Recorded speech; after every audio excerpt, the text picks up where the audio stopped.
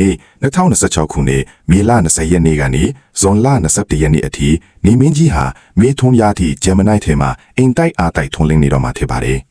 ဒီဂျမ်မနိုက်စီဇန်မှာလိုက်လောညီထွေရှိမှုနဲ့မိမိကိုနေလန်းမျိုးစုံနဲ့ပေါ်ပြနိုင်စွမ်းရှိကြတဲ့အတွက်လူတွေရဲ့အတိမတ်ပြုမှုကိုအပြည့်အဝရရှိမဲ့ကံအကောင်းဆုံးသောရာသီခွင်တွေကဘယ်သူတွေဖြစ်မလဲဘဝကိုအတိတ်တပံပြန်စတင်ခွင့်ရမယ်အရေးကြီးရဆွဲတွေကကောဘာတွေလဲဆိုတာရွယ် creation ကနေတခုမှမချမ်းပဲအပြည့်အစုံရှင်းပြပေးသွားမှာမို့ like follow subscribe လေးလုပ်ခဲ့ဖို့လည်းမမေ့နဲ့နော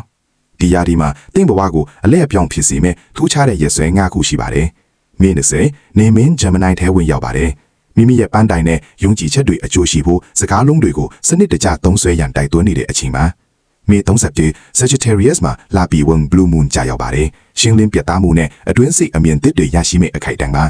ဇွန်တေ Mercury ဂျူကန်ဆာထဲဝင်ရောက်တာမို့မိမိရဲ့စိတ်ခံစားချက်တွေကိုပွင့်ပွင့်လင်းလင်းဖော်ပြခွင့်ရပါမယ်ဇွန်7 Venus ဂျို Leo ထဲရွေလျားပြီးပြင်းပြတဲ့စိတ်ဆန္ဒနဲ့လိုအင်းတွေကိုပုံမမြင့်တက်စေပါမယ်ဇွန်14ဂျာမနီယာဒီခွင်ထဲမှာလာဆန်ဝန် New Moon ကြာရောက်ပြီးဘဝကိုအတိတ်တပံပြန်လဲစတင်ရန်အခွင့်အလမ်းကောင်းပေးပါလိမ့်မယ်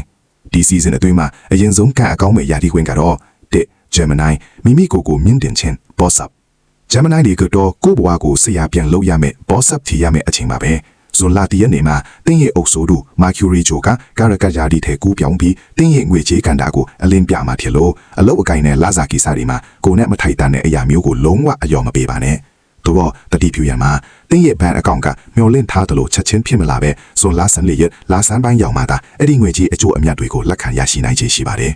ဒီလာဆန်းပိုင်းကတင်းကိုအလုရှင်ဒါမှမဟုတ်အထက်လူကြီးတွေနဲ့ရင်ဆိုင်စကားဖြူဖို့တွန်းအားပေးပေမဲ့ပြဿနာကြီးမားဖြစ်အောင်သို့မဟုတ်အခြေလေးကိုပိုဆိုးအောင်မလုပ်မိဖို့လိုပါတယ်တလားလုံးမှာစိတ်ခံစားချက်တွေပြင်းထန်နေနိုင်လို့တခုခုကိုမတုံ့ပြန်ခင်တေချာစဉ်းစားပါအထူးသဖြင့်မေလ30ရက်တနုရာဒီလာပြေဝင်မှာစာချုပ်စာတမ်းတွေချုပ်ဆိုရင်ကတိကဝက်အတိုင်းအပြည့်အဝရရလားဆိုတာတေချာပြလဲစစ်ဆေးဖို့တိုက်တွန်းနေပါတယ်ဗျ။နှစ် Virgo အလုတ်အကင်တိုးတက်ပြောင်းလဲခြင်းအလုတ်တွေကိုအရှိန်အဟုန်နဲ့ဆက်တင်ဖို့ပြင်ဆင်ထားပါ Virgo ရေ Gemini season မှာတင်းရဲ့အလုတ်အကင်ကန်တာစီကိုကောင်းမွန်တဲ့လမ်းကြောင်းနဲ့ရောက်ရှိလာနေပါတယ်။တင်းရဲ့အသက်မွေးဝမ်းကြောင်းဥတီချက်တွေမှာအရေးကြီးတဲ့အပြောင်းလဲတွေဖြစ်ပေါ်လာပါလိမ့်မယ်။ဇွန်လ14ရက်လာဆန်းဝန်းကအလုတ်အကင်ဆိုင်ရာဂျိုးပန်းမှုအသစ်တစ်ခုကိုစတင်စေပါလိမ့်မယ်။ဒါဟာချက်ချင်းအကောင့်ထဲမှာပေါ်တိုင်းသေးပြီးမြမေလ20ရက်မှာနေမင်းဂျမ်မနိုင်ထဲဝင်ကကလေးကစိတ်ကူးတွေကိုပုံဖော်ဖို့အချိန်တန်ပါပြီ။တင်ဟာဖန်တီးမှုအသစ်တွေလုပ်ချင်စိတ်ရှိနေပြီး project တွေထဲစွမ်းအင်တွေအများကြီးစိုက်ထုတ်ရပါလိမ့်မယ်။အလို့မှာလုပ်ဖော်ကွင်ဖက်တွေနဲ့အမြင်မတူတာဖော်ပြပုံချင်းကွာခြားတာကြောင့်စက်တွေဤအလွယ်မားတွေနဲ့တင်းမာမှုအချို့ရှိနိုင်ပါတယ်။မေ31ရက်တနုရာသီလာတိဝင်းမှာအပြန်လာညီညွတ်နိုင်မဲ့ဘုံတဘောတူညီချက်တစ်ခုရှားဖွေခြင်းကရာသီအစမှာတင်းရဲ့ပတ်ဝန်းကျင်ကိုပုံမကောင်းမွန်အောင်ကူညီပေးပါလိမ့်မယ်။3 Sagittarius အချစ်ကိုခံစားရခြင်းတင်ဟာမိမိရဲ့စိတ်အားထက်သန်မှုဖန်တီးနိုင်စွာအချစ်နဲ့ပျော်ရွှင်မှုတွေနဲ့ပြန်လဲချိတ်တွင်နေတဲ့ဖြစ်စဉ်ထဲမှာရှိနေပြီးမေလ30ရက်တင်းရဲ့ရာသီခွင်ထဲမှာကြာရောက်မဲ့လာပြည့်ဝင်းအောင်မှာတင်းရဲ့အဖော်ချစ်သူကပါဒီအကျိုးကြွေးတွေကိုခံစားရပါလိမ့်မယ်အချို့တော့တနုရာသီဖွာတွေဟာ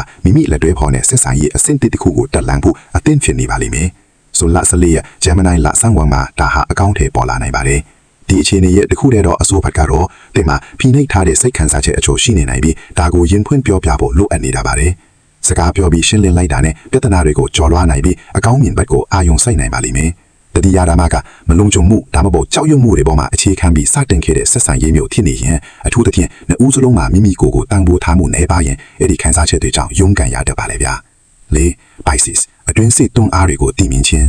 မင်းရသည့်ခွားဒီအနေနဲ့တင်းရဲ့တူချင်းအပေါင်းအသင်းတွေလက်တွဲဖို့တွေနဲ့ထားရှိတဲ့စီစဉ်စီကန်းတွေကိုပြုပြင်ပြောင်းလဲဖို့အချိန်တန်ပြီးလို့ယူဆရင်အခုပြုလုပ်နိုင်ပါတယ်။ဇွန်လတရက်နေ့မှာမာချူရီဂျိုကာရကတ်ယာတီထဲဝင်ရောက်ခြင်းကတင်းရဲ့ချစ်သူတို့မဟုတ်သူချင်းအဖွင့်နဲ့ထိုင်ပြီးလာမဲ့ຫນွေယာတီနဲ့ရှေ့လွေတွေအတွက်အစီရင်တွေကိုဆွေးနွေးဖို့အကောင်းဆုံးအချိန်ကပဲ။သို့တော့တတိထားပါတဦးနဲ့တဦးမျောလင့်ချက်ချင်းမတူညီတာကိုအပြေမရှားနိုင်ရင်စကားဝိုင်းကတင်းမာသွားနိုင်ပါတယ်။နားလည်ပေးဖို့အတွက်တေချာနားထောင်ပါဒါပေမဲ့စကားဝိုင်းကိုအတင်းအကျပ်လွှမ်းမိုးဖို့မကြိုးစားပါနဲ့။တစ်ဖက်လူကတင်းကိုအာနာပြနေလေလို့ထင်သွားနိုင်လို့ပါ။အတူတူလက်တွဲဖို့ကိုပဲလိုလားလားဆိုရင်တင်းရဲ့စကားလုံးတွေကိုငါတို့ဆိုတဲ့ပုံစံမျိုးပြောင်းလဲသုံးဆွဲပါ။ဆိုလာ14ရက်ဂျမ်မနိုင်လာဆန်ဝန်ကစားပြီးတင်းရဲ့ဆက်ဆံရေးနောက်ွယ်ကစိတ်ဖိညာကိုပြောင်းလဲဖို့နဲ့အတွင်းစိတ်ကူးစားမှုခရီးစဉ်အတွက်အခြေခံကောင်းဖြစ်လာပါလိမ့်မယ်။တင်းယုံထီရတဲ့သူတွေစီကနေအကူအညီတောင်းခံပါဒီကုံချုံတော့ဒီဂျမ်မနိုင်စီဇန်ဟာကျွန်တော်တို့ရဲ့စကားလုံးတွေဆက်သွယ်မှုတွေကတည်းကဘဝကိုအဆင့်မြင့်တင်ဖို့လမ်းဖွင့်ပေးလိုက်တာပါမယ်။ကံအကောင်းဆုံးရာသီခွင့်လေးခုထဲမှာတင်ပါဝင်နေပါသလား။တင်းရဲ့ထင်မြင်ချက်တွေကို